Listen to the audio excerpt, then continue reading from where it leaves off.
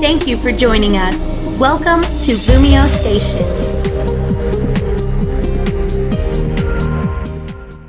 What's up, LumioseStation? My name is Cjsparkin2, and I'm coming at you with a Pokémon X&Y WiFi battle.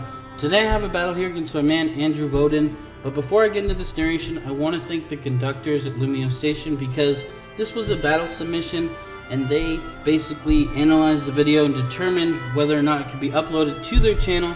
So if you guys are seeing it, it went through their hands and they gave me the okay. So thank you guys so much for this opportunity. I really appreciate it. I won't let you guys down, and I'm going to give you a solid narration towards a solid battle. So here we go. Looking at my opponent's team in comparison to mine, the two genies are going to be a problem. Like, if any of them are scarfed, it's really going to be a hard day for me, mainly for the fact that their abilities are broken. Like, Sheer Force Landorus is like a Nidoking, but upgraded, and it's freaking Landorus. Like, the meme, it's fine. I have the Randarozu. Like, that whole thing existed because, yeah, it was a threat back in 5th gen. So that's gonna be a problem. So I have to keep my eyes on that, and everything else I'm gonna have to grind it through because I am somewhat outmatched. So heading into this game, this is my boy Andrew. He's a very solid battler and a good friend of mine outside. We're pretty much acquaintances. So he's gonna go ahead and lead off with his Klefki as I go ahead and lead off with my Azumarill. Right here, I'm kind of thinking he's probably going to set up. If he goes for the T-Wave, I can live with it because my Azumarill isn't exactly going to be the fastest thing in this game either, and I do carry the priority Aqua Jet if needed. So right here, I'm just going to go ahead and set up the Belly Drum. Like, I felt like that's what I could do on this Klefki, set up the Belly Drum, and I felt 100% sure that it's possible that I'd be able to take out Klefki with one Aqua Jet if I hit through Paralysis. So I'm kind of hoping that happens, and I do end up hitting through Paralysis. So boom, Aqua Jet's gonna hit it, but it lives, and I shouldn't have, probably should have calced it, but regardless, I end up taking this foul play somewhat well, because I mean, I'm at +6, so that's the maximum amount foul play could possibly do to my Azumarill. So I am gonna be able to hit it again as he sets up his Reflect. So now he has Reflect up, his Klefki goes down, my Azumarill is paralyzed and at +6, so right here, he brings in Manaphy. I don't want to switch out my Azumarill. Like, I'm at +6, and it's possible he could just go for the Tail Glow. So I went for the Play Rough, but he ends up going for the Energy Ball anyway. So down goes my Azumarill, and now I'm just going to go ahead and bring in Mega Manectric. I felt 100% certain that he was going to switch into one of his Genies. So I decided to go for the Hidden Power Ice. But before I could even Mega Evolve, it shows that he switches into Florges, so I'm just like, great. Well, at least I get my Mega Evolution off.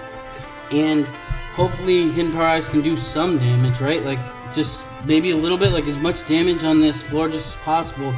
Because they typically tend to be the Wish, Protect, Toxic, and Moonblast set. So right here, I'm going to hit this thing with Hidden Power Ice, and it does. It literally does lefties. Like, this recovery right here is basically the damage I did. I mean, granted, there's a little smidge still available, but right here, on my next turn, I'm just like, screw it. I'm just going to Volt Switch out, go into a direct threat to this thing. So I decided to go into my Jirachi, which is called Make-A-Wish. And it's kind of ironic because right here he does go for the wish. So Make-A-Wish, and then he does actually make his wish right here. So after lefties, he's going to pretty much be like, what, like an 80% or like 90-ish. So he's going to end up switching out, fearing the Iron Head. I felt he might have feared the Iron Head, and if he did go for any type of attack, I was free to just go for my rocks. Like, getting up rocks early is critical. Like I said before this game even started, I was pretty much outmatched in terms of coverage, so getting up rocks early is going to be a substantial win in my favor. So right here I switch out into Garchomp. Garchomp is going to be a problem for him, because like right here he ends up going for the T-Wave. I thought maybe he was going to go for the Iron Head, maybe Body Slam or something, so I was hoping to like survive hacks, and then possibly go for an Earthquake, but then I remembered he did have the Genie form, so I decided to just go for the Fire Fang. It's super effective on Rachi, and it does decent damage to these guys, but seeing that Fire Fang, it didn't do too much, and I noted that in the battle, but thinking back, there's going to be something that reveals that damage output didn't really count in terms of, the long run of the battle. So he's going to freely set up rocks, and Reflect wears off. So that's basically, the Reflect from the Klefki lasted so long that I basically forgot about it. And now that it's gone, I'm free to just flat out attack him with 100%.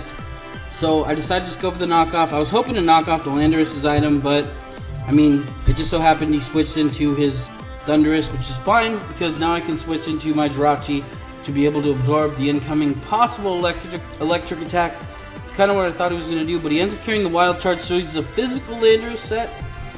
This is something that I'm very familiar with. Someone used it on me during a stream, so I'm very comfortable with it. I've used it on Pokemon Showdown, etc. So I felt good, but he goes for the knockoff, and that ends up doing a truckload of damage. So down goes my Jirachi, which kind of sucks, but at the same time, it leaves him vulnerable because now he's basically at like 25% of his HP. I can just freely switch in my Mega Manectric, go for the Hidden Power Ice, and he can't really do anything about it because one, I knocked off his item, he's not even Scarfed, and it's kind of funny that he gets the Defiant boost, but one, he can't really do much. If he switches in, he dies to Rock, so I'm going to be able to freely go for the Hidden Power Ice, take this thing down, and now a pattern is developing. When one of my Pokemon goes down, another one will come in and basically poses the offensive threat. So right here, he switches directly into his Florges, which is perfectly fine. I'm just going to go ahead and go for the Volt Switch, try and get him into a bad matchup right here. So after I get this damage off, does a nice chunk. He's like at 50% now. I go into my Boom, which is my Choice Banded Victini. Finally, I get to showcase this in this battle. Choice Banded Victini just puts in so much work. He's going to go ahead and go for the Wish, which is going to occur after my Volt Switch. So we're still in that turn. So now the new turn will reset. And he has a choice. Is he going to lose his Florges or not? He goes for the Protect, which is, you know, kind of a smart decision on his part, because if he switched out directly, he wouldn't be able to get up recovery. So now he's basically at full health and he can switch out. So now I have no reason, like I'm Choice Banded, so I'm locked into V-Create. I have no reason to switch as he just sends out his Manaphy. So I get to gauge how much a Choice Banded Victini does with V-Create on a Manaphy, which is probably not even invested in defense. So boom, it's gonna hit it. It looks like it's going down fast, but he's basically at like 30% of his health. So after the speed, defense, and special defense drops, I have to get out of here. Like, this thing does carry the Scald, and now I have to play into my strategy, which is I'm probably gonna have to sack something. So I felt that the best thing that I probably didn't necessarily need was my Mandibuzz. Like let's be real, Mandibuzz really wasn't gonna do too much other than slowly die against the majority of what he had, and he didn't really have any physical attackers other than, like, you know, what's already dead. So Mandibuzz is essentially useless in a sense for this battle. So right here he ends up carrying the Ice Beam as well, which is going to make this go faster, but I live with like 24 HP, mainly because of the special defense investment I have. So I'm going to be able to get off this knockoff, get significant damage on that Manaphy, and he's going to proceed to take me out with the Scald. So now I'm okay. You know, I did lose my Mandibuzz, and this allows me to get my free switch, and you bet I'm going to bring the power. Boom. It's going to basically take 25% to Rock, so I cleanly have like one more switch in, and if I switch in 2 times, I'm probably dead. So Zen Headbutt is going to take out the Manaphy, so perfect. Now he's going to switch in Jirachi. I'm locked in a Zen Headbutt. I do not want to get paralyzed. I don't even want to die. Like, there's possibly, you know, it's possible that he could possibly take me out. So I decided to switch directly into Brody, aka my Mega Manectric. And he ends up making this prediction because I think he started catching on to the pattern as to, you know, how I was playing. And right here he ends up hitting me with the Ice Punch. Does a good amount, but not enough to concern me really. And had he gotten the freeze, that really would have been a bust. But regardless, I decided to just go for the Flamethrower anyway. So I believe Flamethrower does thaw you out. So right here he switches into his Florges. Flamethrower's coming right at it, and boom, hit this thing. Does basically nothing. Like, Florges kind of takes over for Blissey in a sense. Like, it has so much special defense, and if you're fighting it on the special side, like, you're losing this battle because he's just going to be able to Wish, he's going to Protect, he can Toxic you, he can Moonblast, like, so many different things. So right here, I'm kind of in a decision, like, it's down to our last 3 pokes each, and the last 3 pokes I have are my Manectric, which is in right now attacking, and then also my Victini and my Garchomp. So I'm going to be able to take this Moonblast not really well. I'm going to lose special attack, which is fine. So because I have these 3 pokes, I have to commit to taking out either this Florges or possibly, you know, one of the other pokes, because he also has Landorus and he also has Jirachi, which means, you know, my Garchomp is my key to victory. But I'm going to have to decide one move to lock myself into, and if this Florges is still alive, Outrage cannot be the move I choose, because he'll just wall me, and then I'll be locked in on it, and he'll just win the game. So right here, I just go down, and I have to make the decision. Like, this is a hard decision to make. Like, I have to bring in Victini and hope he switches into one of those pokes. Like, if he switches into Jirachi, that probably would have been the worst thing for me, because I would have had to lock myself into a not so great move.